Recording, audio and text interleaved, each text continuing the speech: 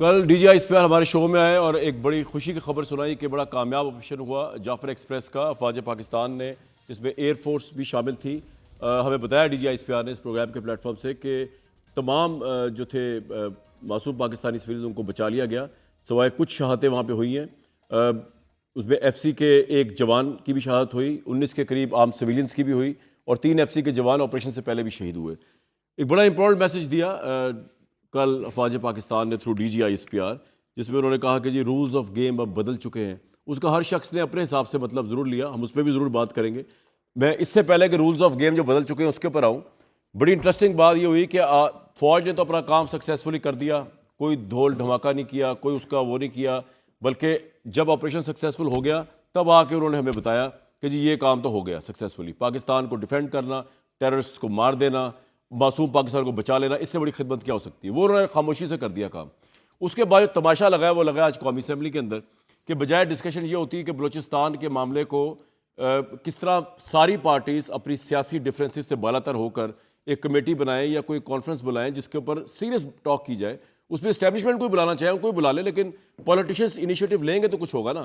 انہوں نے آج ایک دوسرے کے اوپر ہرزہ سرائی شروع کی، اس میں لیڈ الحمدللہ خواجہ آصف صاحب نے کی، کیونکہ اوبویسلی جب تک وہ کوئی پرووکیٹو سپیچ نہ کر دیں تب تک تو وہ میرا خیال سے پوری پارلیمنٹ کا ہاضمہ بھی ٹھیک نہیں ہوتا، خواجہ صاحب کا بھی نہیں ہوتا، بڑے ویٹرن لیڈر ہیں، بڑے رسپیکٹفل ہے، لیکن وہ کرتے اس موقع پہ بھی بڑی پرووکیٹو سپیچ کی۔ اس کے بعد آبویسلی پھر پیپلز پی ٹی آئی والے کہاں پیچھے رہ سکتے تھے۔ بلاول صاحب نے بھی بڑی جو ہے وہ ایک جسے آپ کہتے ہیں دھواں دار سپیچ کی، اور مجھے لگ یہ رہا تھا کہ سچویشن یہ بنی ہوئی ہے کہ حکومت یہ سمجھ رہی ہے کہ اگر عمران خان جیل سے باہر آ گیا یا آ گئے تو پاکستان نہیں رہے گا، جبکہ پاکستان طریقے سے آپ سمجھ رہی ہے کہ اگر عمران خان نہیں ہے، ان کی رہائی نہیں ہے تو پاکستان بھی نہیں ہے۔ یہ اتنی گریو سچویشن ہے آن دا بوتھ اینڈز کہ اس کا یہ تو ایک آپ کہتے ہیں نا کہ جیسے کہ آپ اس کے اوپر فلیش پوائنٹ کے اوپر ہے کہ یہ قطعی صورت سچویشنز جو لی ہوئی ہیں لوگوں نے، ایکسٹریم پوزیشنز لی ہوئی ہیں، اس سے تو پیچھے ہٹنا پڑے گا، اس کے بغیر چارہ کار نہیں ہوگا۔ لیکن مجھے نہیں لگتا پولیٹیشن سمجھ آئی ہے۔ اب اگر آپ کو یقین نہیں آ رہا تو میں ذرا آپ کو دکھا دیتا ہوں۔ سب سے پہلے خواجہ آصف صاحب۔ جعفر ایکسپریس کو یہ کس طرح انٹرپریٹ کر رہے ہیں، اس کو سیاست کا موضوع بنا رہے ہیں۔ پی ٹی آئی کے آفیشیل اکاؤنٹ سے یہ ٹویٹ ہوا ہے۔ بلوچستان میں دہشت گردوں نے تمام مغوی عورتوں کو 12 گھنٹے پہلے ہی چھوڑ دیا تھا۔ یہ کس کے بحاف پہ بات کر رہے ہیں؟ اسلام آباد پہ حملہ کرنے کے لیے ہر وقت تیار ہیں، دہشت گردوں کے خلاف انکاری ہیں جنگ لڑنے کے لیے۔ اقتدار کی جنگ لڑ سکتے ہیں جناب اسپیکر، لیکن ملک کی سالمیت کی جنگ لڑنے سے انکاری ہیں۔ ایک شخص کے فرد واد کی جس کے متعلق کہتے ہیں خان نہیں تو پاکستان نہیں، یہ نعرہ لگاتے ہیں نا، میں تو نہیں لگاتا، یہ تو نہیں لگاتے۔ یہاں پہ باجوہ کو باپ بنایا ہوا تھا ان سب نے، لیکن آج جو ہے اس انسٹیٹیوشن کو دفاع کرنے کا اس کا تیار نہیں ہے۔ یہ تو یہ کہہ رہے ہیں نا خان نہیں تو پاکستان نہیں، لیکن میں سمجھتا ہوں گورنمنٹ بھی یہ سمجھتی ہے کہ خان باہر ہے تو پھر سب کچھ بھی نہیں۔